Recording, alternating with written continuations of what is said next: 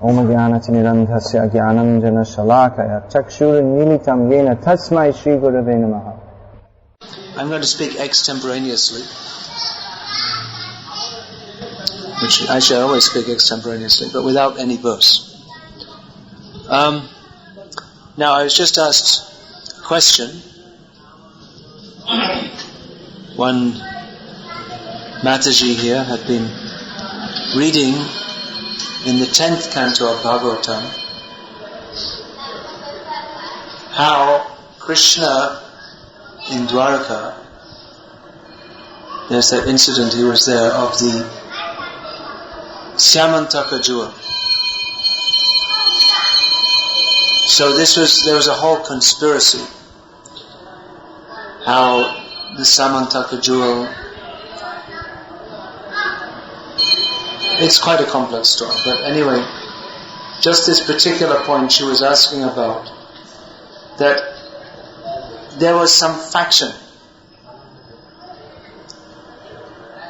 against Krishna. There was some plot against Krishna. Plot? You understand that word? How do you say? Sadi. Plot. Sadi. Sadi. Okay. Sharajantra, it's called in Sanskrit. There was a plot against Krishna, to defame Krishna. Now, included among the plotters, actually not included among the plotters were Akrura and Kritavarma. They weren't so much, their intention wasn't to defame Krishna, but they joined the plot for other circumstantial reasons, because in human society there may be different factions and one person doesn't like another person, and for different reasons. There's a saying in English that politics makes strange bedfellows. So politics may also bring together people of different feelings altogether. Just like you'll find in India, it's very common that you see sometimes Communist and Congress will come together against BJP. Or even sometimes you see BJP will go with that, what's her name, Mayavati, they went with her, I think they went for some time in UP. You know, they hate each other. But for the sake of politics, they have some immediate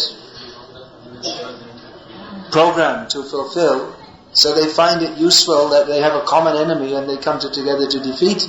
Then when they defeat the common enemy, they fight among themselves again. So like that, Kamsa and Kritavarma, they apparently acted against Krishna. Now actually what happened later is that when it became more intense, and there was even even they wanted to commit violence against Krishna, then Kamsa and Kritavarma withdrew. But the question came that Akrura, she didn't say the name of Kritavarma, but he was there also. How did he apparently act against Krishna? So actually the answer is given already, Prabhupada gave in Krishna book, that the acharyas, they had commented on this. What is the explanation? Because Akrura, he's known as a great devotee of Krishna. He was apparently acting on behalf of Kamsa. Kamsa addressed him as, "You are my very dear friend." Friend of Kamsa. Who wants to be a friend of Kamsa? But he addressed him, "You are my very dear friend. So I've given some job for you. I'm giving you a job. You go and call Krishna." His idea was to call Krishna so he could be killed. That's what Kamsa was thinking. He was thinking, I sent so many of my friends to Vrindavan to kill Krishna, they weren't successful, so let's bring him here and under my supervision we'll get the job done properly. That's what he was thinking.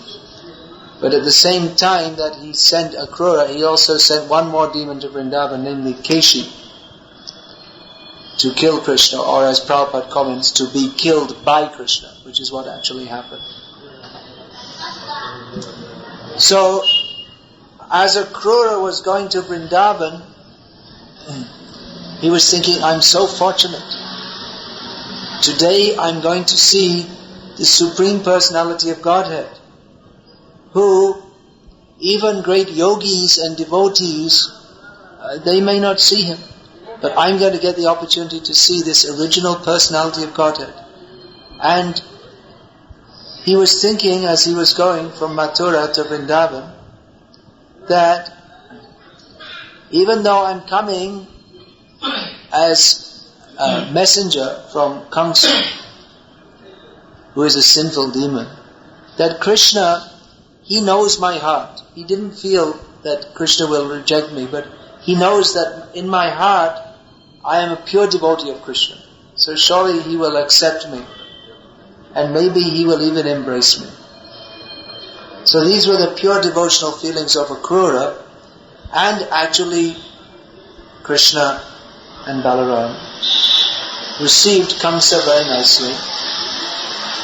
And the next morning, Kamsa's representative, Akrura, took Krishna away from Vrindavan for the purpose of going to Mathura and killing Kamsa, and then killing so many other demons, and then so many other pastimes evolved. He, after having so many girlfriends in Vrindavan, he settled down and got married. 16,108 times. And he established a home, proper home. He became a respectable citizen. From the external point of view, he was a wild youth. But as he grew up, he became a respectable gentleman. So, don't worry mothers, there's hope for your sons yet. So, Akrura took Krishna away from Vrindavan. And as a result of that, all the residents of Vrindavan simply cried, non-stop. They were feeling great distress. And they were thinking, how strange is fate that someone called Akrura has come. Akrura means one who is not cruel. But he has done the most cruel thing, which is to take Krishna away from us.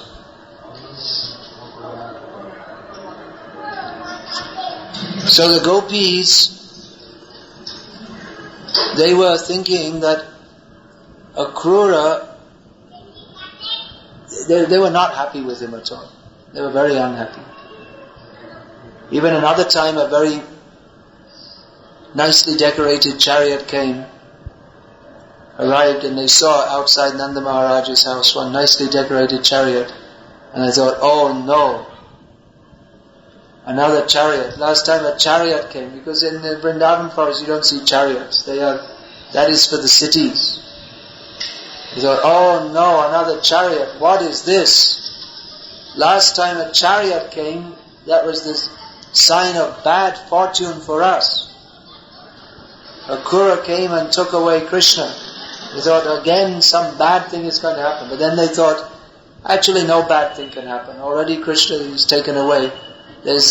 What else could happen? No one can do anything to us now to make our fate worse.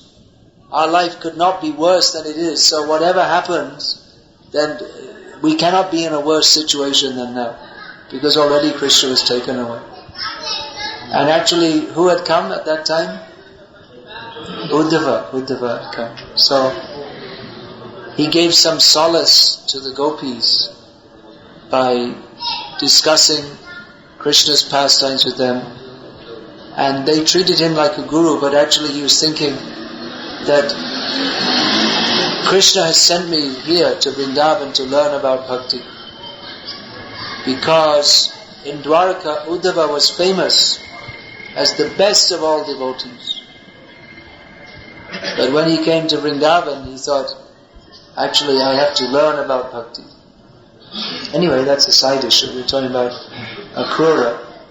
So, Akrura took away Krishna, and as a result, all the residents of Vrindavan, especially the gopis, they felt very much afflicted that Krishna has been taken away.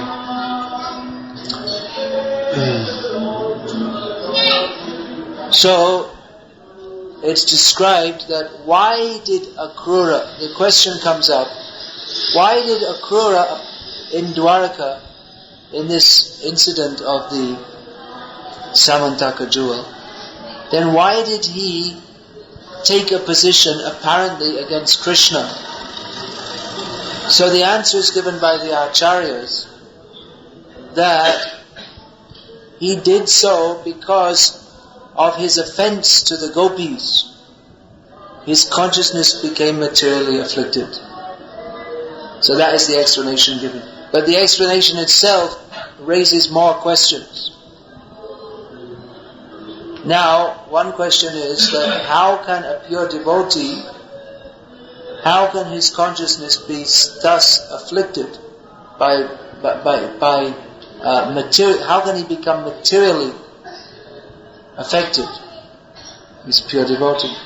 Another thing is that, well, how is that an offense?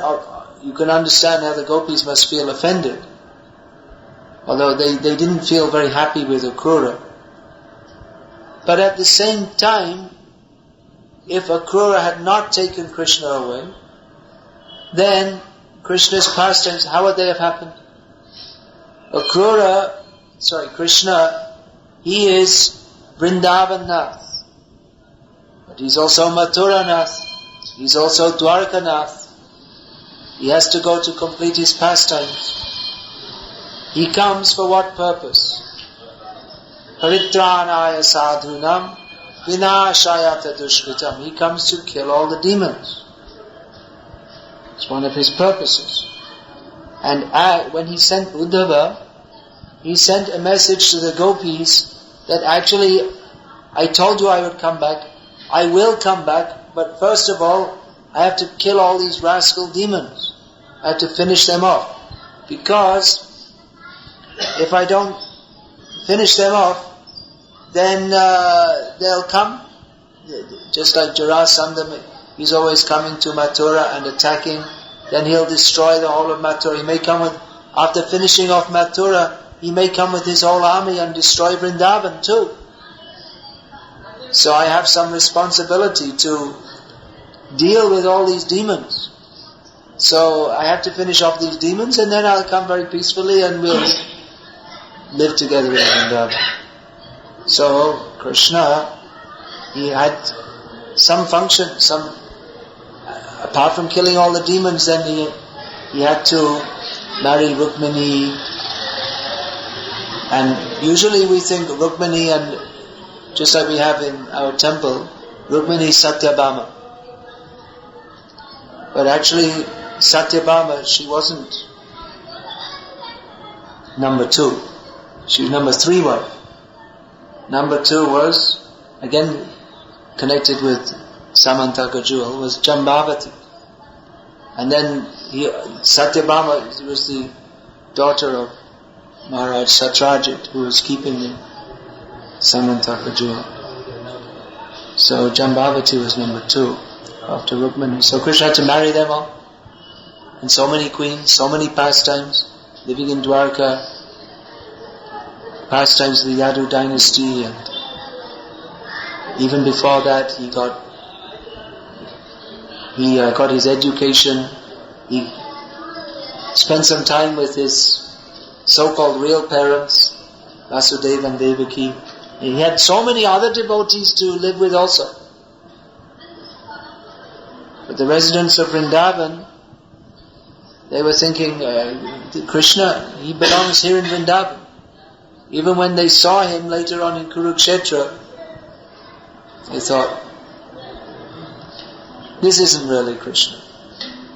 What is all this? Dressed up in fancy clothes like a big king with so many horses and elephants and big fanfare and trumpets and what is all this? It's not Krishna. Krishna, he's with us in Vrindavan. They said, who are you? We know you in Vrindavan. Simple village boy. Now, another point, Chaitanya Mahaprabhu, he came to teach or to demonstrate that the highest stage of love of God is love in separation, just like the residents of Vrindavan, especially the gopis. Their feelings for Krishna were most intense after Akrura took away Krishna. So if he hadn't taken them away, then how could they have had those feelings, and how could Chaitanya Mahaprabhu have taught about that? So when Akrura took Krishna away, he was actually instrumental in Krishna's Leela. That was required. But at the same time, the gopis were feeling, they didn't think, okay, it's all part of Krishna's Leela. They didn't have any such feeling. They thought, he took him away. He's our Krishna. They felt very pained at heart. So that was apparently an offense. How can it be offense? It's all part of Krishna's pastimes. So, the explanation given that Akrura became somewhat materially affected because he offended the gopis. But then his apparent offense to the gopis was only that was for facilitating Krishna's pastimes. So it becomes very complex. Now one thing we have to understand, that great devotees like Akrura, if they appear to be materially infected for whatever reason, we shouldn't think actually they're materially infected. There's some purpose for facilitating Krishna's pastime. Just like Arjuna, he appeared to be a bewildered, conditioned soul. He didn't know what to do. He wasn't sure. Should I fight? Should I not fight? So he appeared to be a materially infected soul, but he appeared so. Why? That was to facilitate Krishna speaking Bhagavad Gita. If Krishna spoke Bhagavad Gita to you, first of all, are we really ready to say to Krishna, Shishyas teham shadi mam tvang prapannam? Are we really surrendered to Krishna? That we can say, yes, I am a soul surrendered to you. Are we fit to ask questions like Arjuna asked, King tad brahma kim adhyatma, King karma purushottama? Very complex questions. Are we fit to understand Krishna's explanations? If we were there on the battlefield, we'd still be there trying to understand the first verse. So to facilitate Krishna's pastimes, there had to be a devotee who could understand properly. So Arjuna understood. He appeared to be materially affected, but actually he's a great devotee. Therefore he could immediately pick up. Even though he appeared to be materially bewildered, he could pick up very quickly what is the message of Bhagavad Gita. So sometimes devotees, they may appear to be materially affected. Just like you see our Prabhupada, he was in the Gauriya Math. He was a householder. And people thought, he's a nice devotee. But they didn't know he's a great acharya. He appeared to be like a businessman, a householder doing his business. Nice devotee. They couldn't imagine. They thought he's just another businessman struggling to do his business. And he's also a devotee. But they couldn't recognize what a great devotee. You see, Rupa and Sanatan, such great devotees. Devotees in Chaitanya Mahaprabhu's line, the scholars call them Chaitanya-ite Vaishnavas. But we don't say. We say Gauriya Vaishnav, or another term we have is Rupanuga. follower of Rupa Goswami. Actually not exactly follower of Chaitanya Mahaprabhu, follower of Rupa Goswami. There are many people who claim themselves to be followers of Chaitanya Mahaprabhu, but Rupanugas they don't accept. Those who claim themselves to be followers, Aul, Baul, Tata, Bhaja, Nera, Sai, Sahajiya, they are upper sampradaya, they are not followers, they are not proper followers of Rupa Goswami. So Rupa Goswami, he has a very special position that he has given the process of devotional service.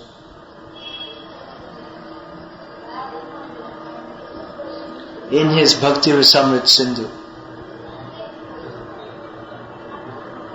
I'm just going to take this because I'm getting a pain in my back, it's too soft. Just take it out. I'll just sit on this. You take that. That's all.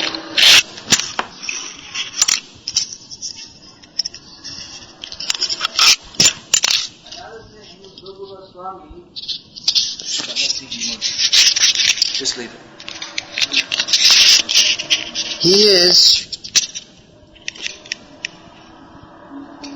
He understood what is the heart of Chaitanya Mahaprabhu. That's another very big topic. Sri Chaitanya Manobhishtam Sthapitam Yena Bhutale Swayam Rupa Gadamayam Dadati Swapadantika. That's a very, very big topic. Now Rupa Goswami, he understood what is the heart of Chaitanya Mahaprabhu. What is his inner heart's desire. So this Rup and Sanatan, they were the leaders of the six Goswamis. But their names were formerly Vikasa and Sakaramal, Muslim names.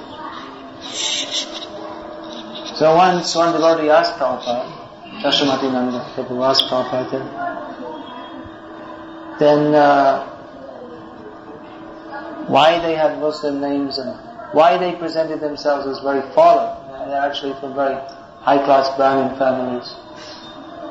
So Prabhupada said that they took on some Muslim habits. If they had a Muslim name, it means they must have been practically, in some sense, like Muslims.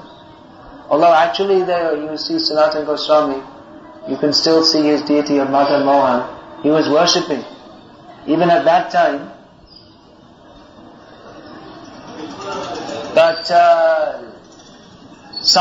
they must have been somewhat like Muslims, which nowadays we say Sarva Dharma Samabhav, all the religions are the same, but actually it's not true.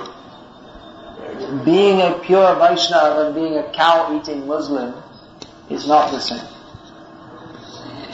There is a difference. Cow-eating Muslim may believe in God in some vague way, but it's actually it's not an elevated position. So it's not all the same. That is a fallen position. In Hindu society at that time, it was considered a very fallen condition to be a meat eater. Nowadays it's a very normal thing. But in those days it was considered very fallen, extremely fallen. Not only to be even if you yourself were not a meat eater, I'm not saying exactly that they were eating meat, we don't know. But they were we can say at least that they were thickly associating with Muslims.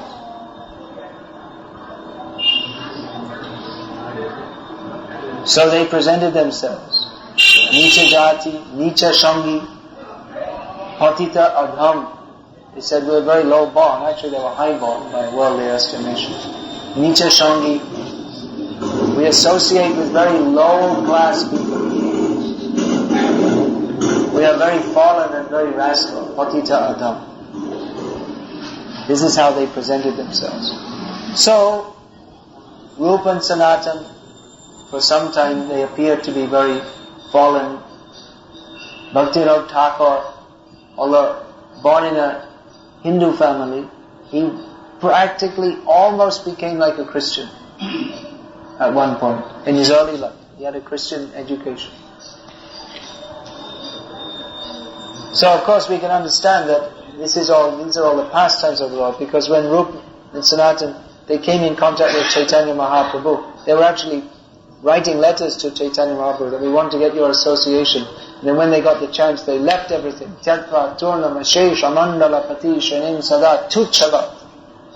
They gave up all their high position and their big aristocratic leaders of society. They gave it up as insignificant and immediately went to follow Chaitanya Mahaprabhu. Similarly, Bhaktivinoda Thakur, when he came in contact with the genuine teachings of Chaitanya Mahaprabhu, immediately took it up.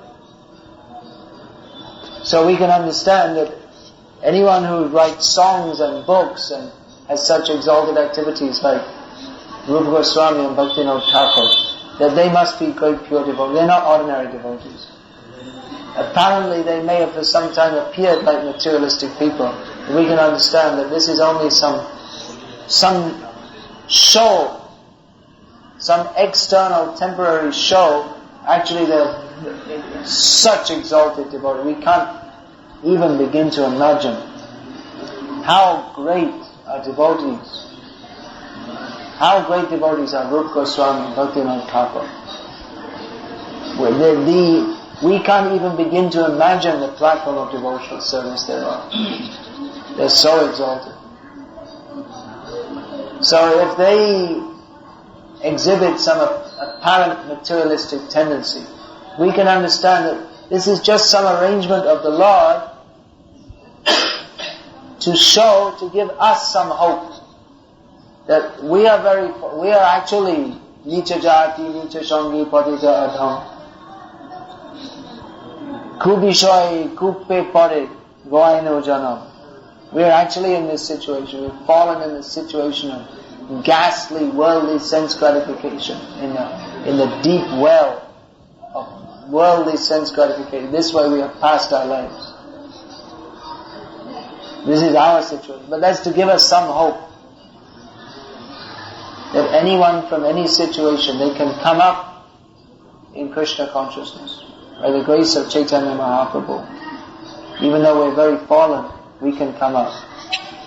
So there may be different reasons, but sometimes devotees, they appear to be great pure devotees. They may appear to be materially affected. Something wrong with that?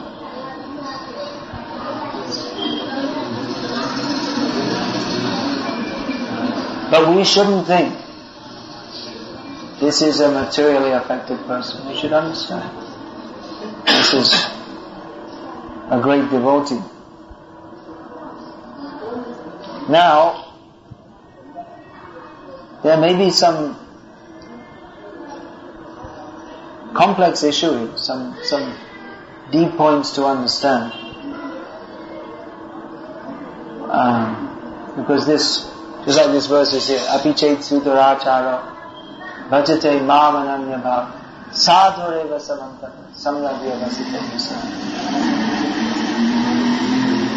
If one is fully engaged in Krishna's service, has a very strong desire to serve Krishna, but at the same, sometimes some bad tendency may come, still that person should be considered saintly. Because their intention is only to serve Krishna. Maybe due to some bad habit or some circumstantial reason, someone whose only intention is to serve Krishna, they may have some lapse of behavior. But Krishna says they should still be considered a devotee because their intention is ananya bhajan, selfless or undeviated service to Krishna. And the symptom, that is kshipram bhavati dharma. Next verse. Very quickly they'll become properly situated. Now, how is this to be understood? Generally, when we first come to devotional service, we may be very innocent, and we may tend to think that, well, every devotee is a fully pure devotee. But then after some time we may find, well, actually, it's not true. We may not like to say openly, but we may see in persons that we very much respect or we expect to respect, that maybe they have some characteristics which are not indicative of pure devotion, of pure devotional service. Now how are we to understand that? Does it mean that everyone who is in devotional service but they have maybe some bad character defects, does it mean they're all actually like Bhakti-Vinod Thakur and Rupa Swami, that they're pure devotees but they just have some defect here? Or does it mean that they're all pure devotees or just having some lapse? Or if we study Prabhupada's books, we may find also that there are descriptions of devotees who are Bhinnadrik. Then here, Ananya Bhav, that word is used, that they have no other desire to serve Krishna. But Lord Kapila Dev himself, if we see in Bhagavatam, he gives analysis of devotees who are serving Krishna, but actually they have some other interest also. They're not ananya. Ananya means without any other motive. But it may be that someone is serving Krishna with some other motive also. Mixed motivation. So Lord Kapila Dev has given that description to help us to choose, first of all, to see what is our own heart. Is our own heart pure? But also to choose our association. Because if we associate with those who are ananya bhav, those whose motive is completely pure, that will help us to become completely purified. But if we associate with devotees whose motive is mixed, then it will be very difficult for us to become ourselves unmixed. Now this is a very delicate point, because what happens often is, as Chaitanya Mahaprabhu describes in Chaitanya Charitamrita, that sometimes our motivations, someone has a motive, a desire to serve Krishna, but that becomes mixed with some personal material desire. And we may not notice the difference. For instance, we may think, I may think I'm sitting on a chair above you, and I may think it is very proper and correct that I sit on a chair above you and you should all bow down to me. That will be good for you, because I am a more elevated devotee. So if I'm thinking like that, theoretically, philosophically it may be true. But if I'm thinking like that, then I should be beaten on the head, and I will be beaten on the head by Maya very severely. If I'm thinking, you should bow down before me, that is good for you, because I am so elevated, then it means that if I'm thinking that's good for you, maybe there's some motive, how others may be benefited by my so-called preaching.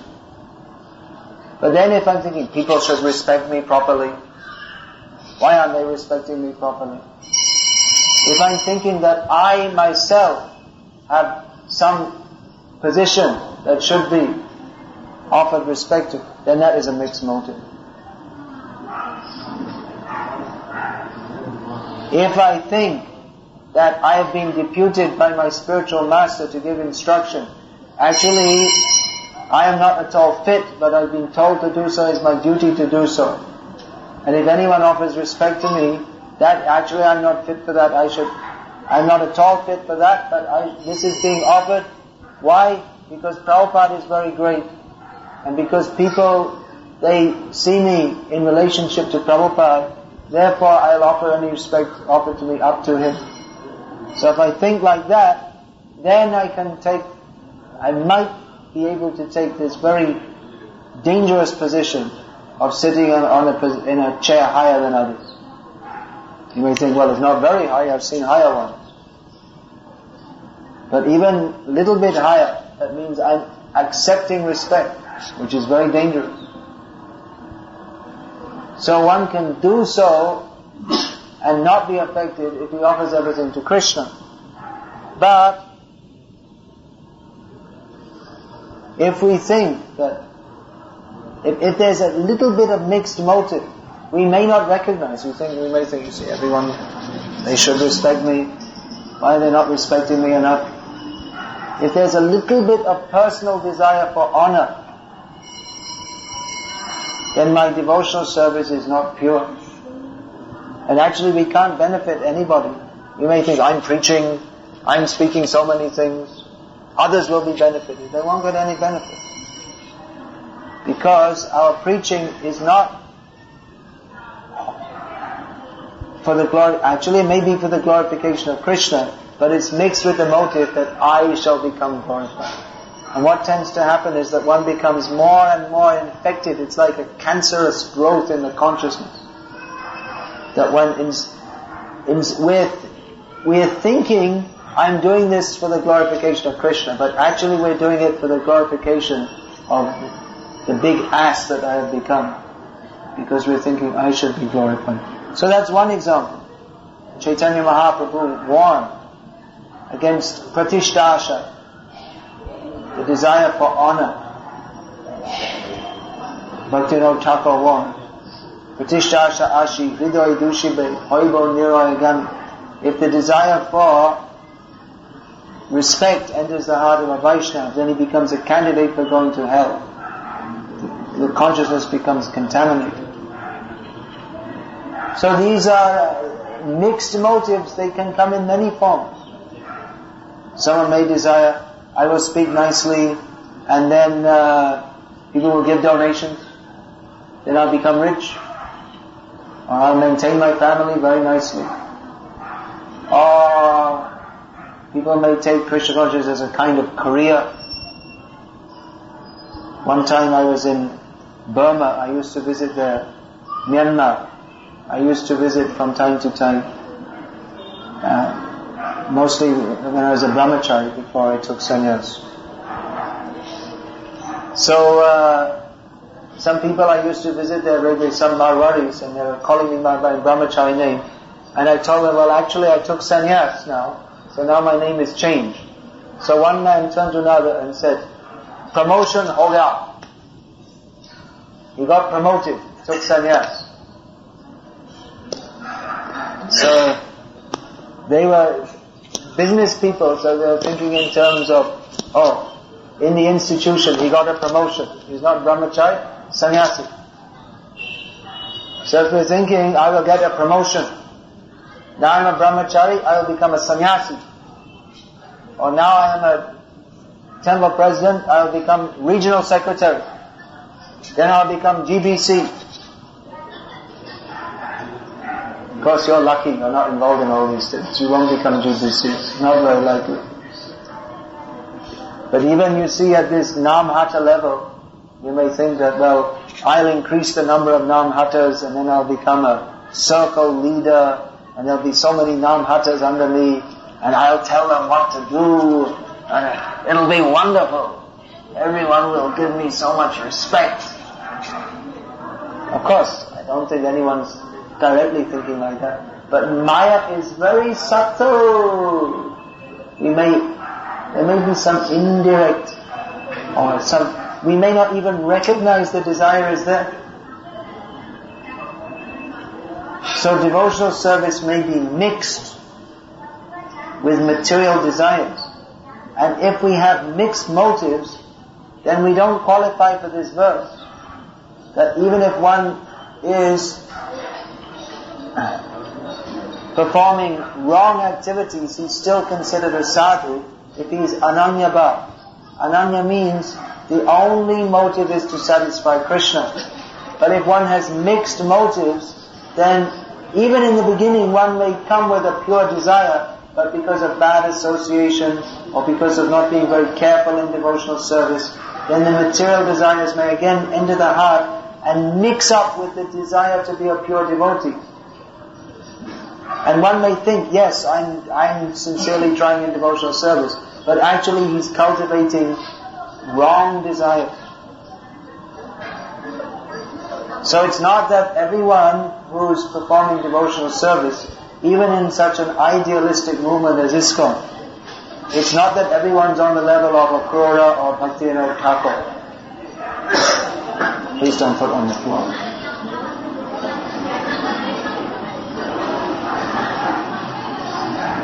So it can be, we have to be very, very careful in devotional life. With our own motives, who we associate with. Now, of course, it may not be that we just say go to someone and say, I'm not going to associate with you anymore, you're a mixed devotee. We may not say that. Our general tendency should be to see all devotees as elevated persons who are sincerely trying to serve Krishna. But at the same time, it may be, not everywhere, not in all cases. But unless we keep very prominent the desire to be a very pure devotee of Krishna, unless this mood is cultivated very strongly among our devotees, then the tendency will be that we will become mixed with Maya. So we have to be very, very careful to use a very strong rule that what are we here for? What have we come to this movement for? We have come here to serve Krishna, to surrender to Krishna, to give up our material desires, to be pure devotees of Krishna. This is the mood that we need to cultivate. Very, very strongly.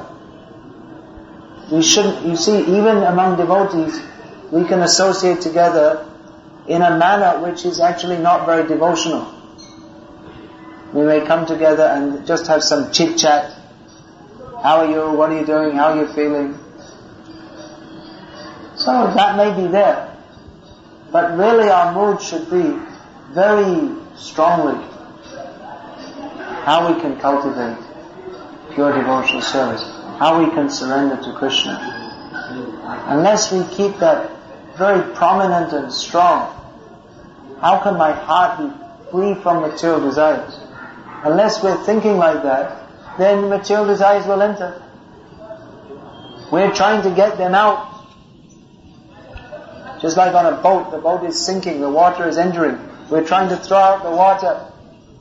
But unless we're very careful, the water will be a hole on the other side and it will come in the other side. So, if the boat fills with water, then we'll all sink and drown. So, we have to keep our position very pure. It can be difficult. We have to know that we have to keep good association. We have to not make offenses to anyone. We have to keep our desire very, very strong to be a pure devotee of Krishna. We came for this purpose. When we read Prabhupada's books, we don't find any recommendation to become a mixed devotee of Krishna. Even there's some kind of, not exactly a recommendation, but some kind of hint that is possible.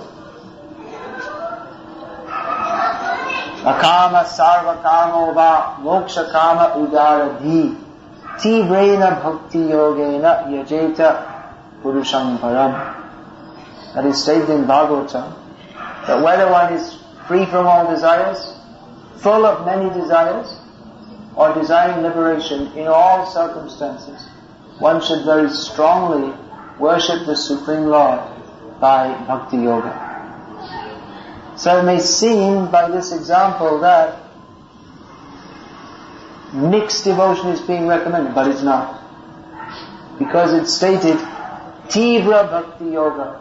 Whatever situation one is in, one should very strongly worship the Lord. That means that if you very strongly or very concentratedly worship the Supreme Lord, then even if you have all material desires, they'll all go away. So actually, only pure devotional service only is recommended in Bhagavatam. So this really has to be our aim, that we have to try to be pure devotees. So, to get back to that original point, the question about Kamsa, it is difficult to understand. It's not possible to understand by any material means. And that is the nature of the Lord's pastimes. They're not understandable by any material means. Achintya lila prabhur ati shudurbodh. That is mentioned in Chaitanya Charitamrita. That the pastimes of the Lord, they are achintya.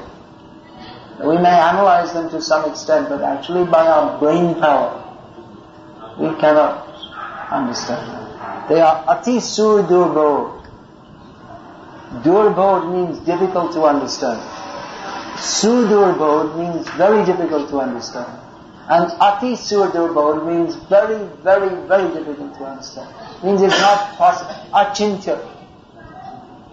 Not within the scope of brain power. But if we get some drops of the mercy of Krishna, then we can begin to understand. Actually, the pastimes of Krishna, they're not so much to be understood, not in a academic manner, but they are to be relished and experienced and entered into. From the gopis' point of view, Akrura is wrong. They're pure devotees. But with the acharyas, they analyze that, well, after all, Akrura is a pure devotee. So actually, he can't do anything wrong. But from the gopis' point of view, he did something very wrong. He took Krishna away. So what are we to say? Are the gopis wrong? Are the gopis, they're envious of Akrura, or they're making wrong value judgments? They're unnecessarily blaming him? We can't say that either. This is all happening on a platform of spiritual existence, where actually there is no envy of Krishna. Things happen in a different dimension, beyond our crippled manner of thinking, that we want to understand everything in terms of our brain power. What can we understand about Krishna's pastimes? That's why sometimes Prabhupada, he was asked questions about the spiritual world. What's it like there? How does it happen? Prabhupada said, you wait till you go there, then you'll see it. You don't try to understand so many things. Devotees used to ask so many questions about Bhagavad Gita, and Prabhupada said about Krishna book, you just read it and enjoy it. That's all. Don't ask so many questions. Of course, so many questions will come, and by the questions coming, then some more discussion of Krishna's Leela will come. But the point that we should try and analyze and understand everything. What are we going to understand about the devotees? What is their mentality? Pure devotion to Krishna on a platform so far above ours, which is crippled by Kam, Krodh, Lobh, Moha, Mada, Matsar. Then how are we to judge? Who are the gopis? Who is Akrura? Who are these great devotees? So we shall simply worship Krishna and his devotees for their wonderful exchanges of love, and pray for their mercy that we can enter into these wonderful pastimes. That can be entered into by the mood of service and surrender.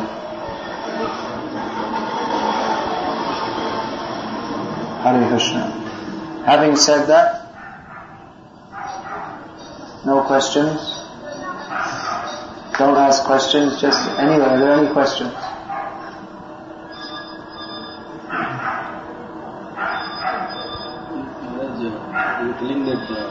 possible that when a person is serving Lord, it's possible that this personal selfish motive... Why don't you speak loudly so that others can hear also?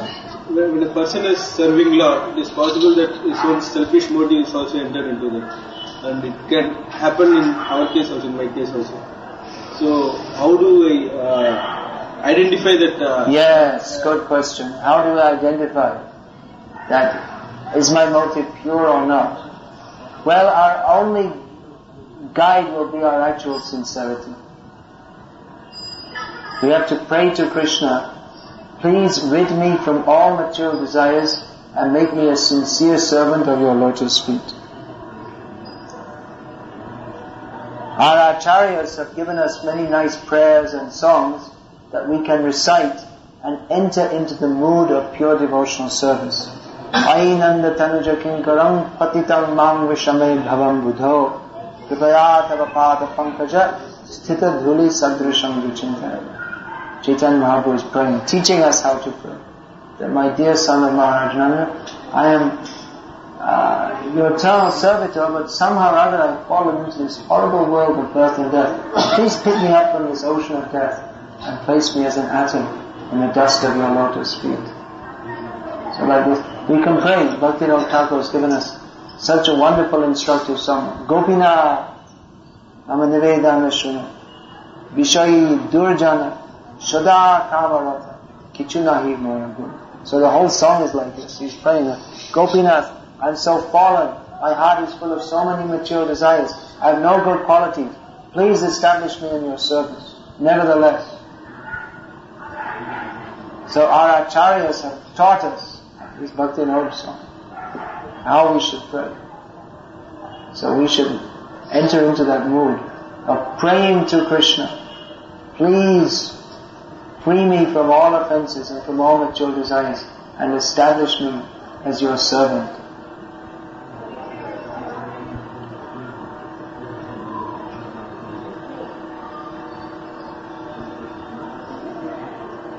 Sincerity is required. Sincere desire to serve Krishna and please Krishna.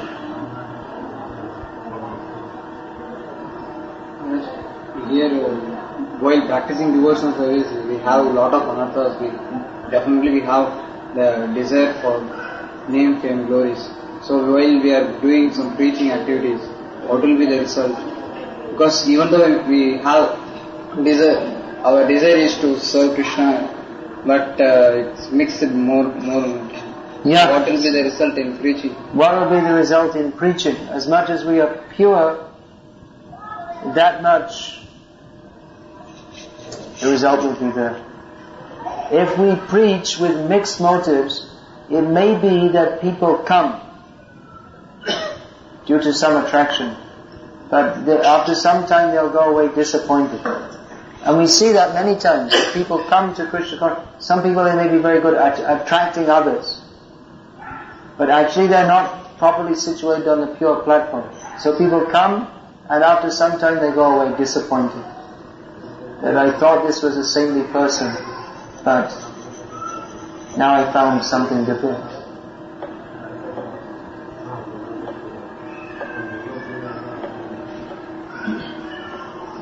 That's why it's stated actually in Shastra that in accepting a guru one should examine carefully. Because once you make a commitment, it's very serious. So we should actually, that is the injunction of Shastra. You should examine carefully what is the character of a person you want to accept as guru. And the guru should also carefully see what is the character of the prospective disciple. You should see. Nowadays we think it's just some kind of, okay, I've been chanting Hare Krishna for some time, I should get initiated. Okay. Get a boom, rubber stamp, your name is. But no, you should see what is the character. That is your duty as a prospective disciple, to examine what is the character of the person that you want to entrust your spiritual life.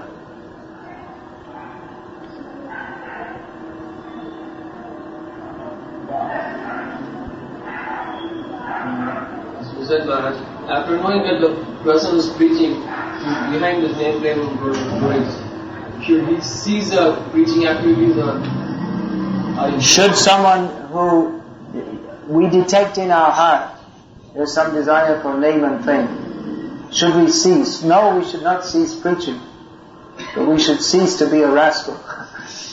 Preach for Krishna's sake, not for our own so-called name and fame. Even it may be difficult to throw out all the anarthas immediately, but we can pray to Krishna that you please purify me, that I have a duty to do. People are suffering in material life, it's my duty to give them knowledge of Krishna. That you can best do by giving Prabhupada's books and teaching people that you don't just listen to me, but you see what is in Prabhupada's books. Not presenting myself, I am a great authority. I am a servant of the acharyas. I can only speak to you what I have taken from the previous acharyas, from Prabhupada's books especially. Not like some Sai Baba comes up and just, what he speaks and this is spiritual. No. I am speaking only on the basis of this. I have a question. It's not concerned about preaching. It's concerned about the performance of one's duty and whether it contradicts pursuing Krishna consciousness. Like a person in business, he has a motive to expand the business, bring profit in the interest of the employees, in the interest of the customers. In the interest of the employees, are they really? They say like that, but I don't know if I don't think the employers are really very much interested in the employees.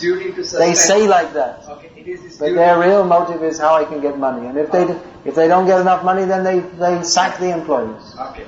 That's all. It is a duty for him to pursue the business, or a person working somewhere. Duty they say, but actually it's money motive. It's not so much duty. It's not that I'm doing just out of duty I'm doing. I think I can make money.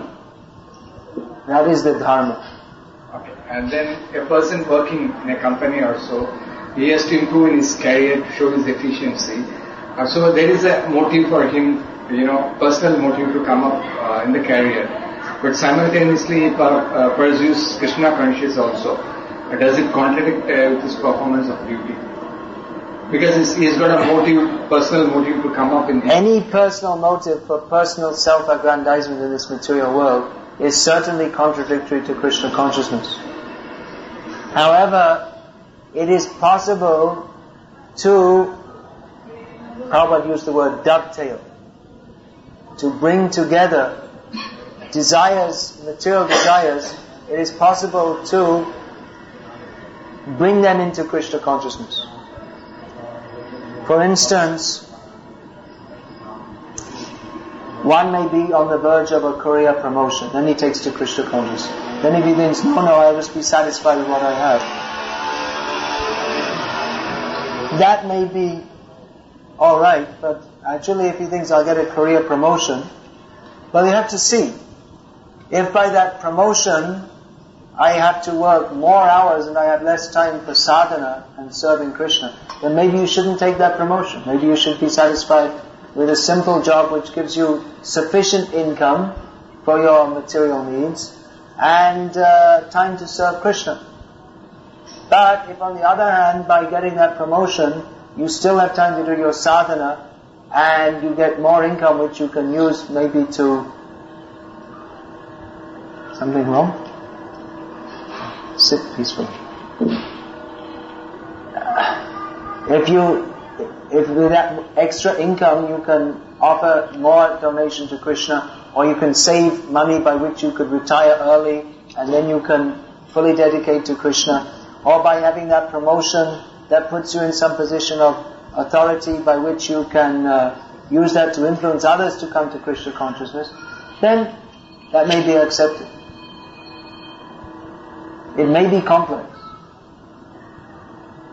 We have to see. Or it may be that I'm practicing Krishna consciousness, but realistically speaking, I have this material desire, so anyway, I'm going to go for it.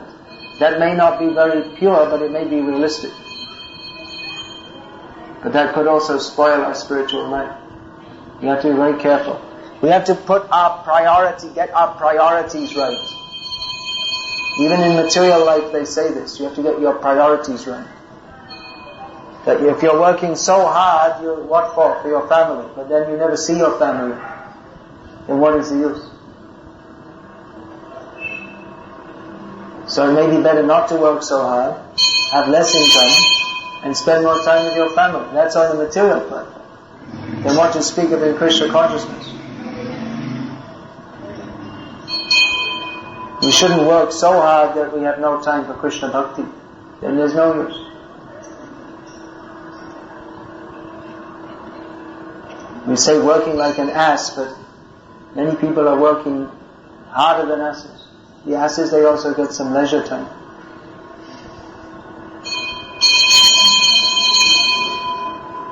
What is that bell they're always ringing? Ice cream.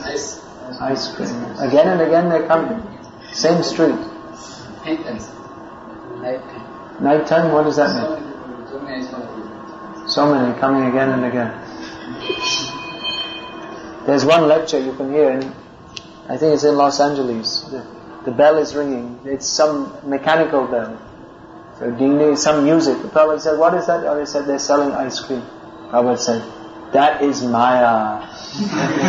They are calling you, come and enjoy.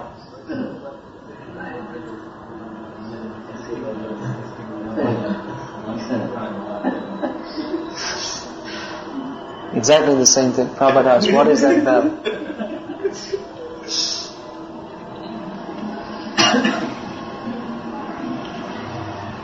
So someone who is addicted to sense gratification, they hear the bell and they think, oh, ice cream. The saliva comes on their tongue. Actually, I think this is very cheap, not very... No, but anyway, the people who are taking that, they are attracted. The richer people, they're going to the ice cream parlor. Basket Robbins or whatever it is. 59 varieties or whatever it is. In Gujarat they have, what's it called, Verimals or something. There's so many different varieties. All Maya.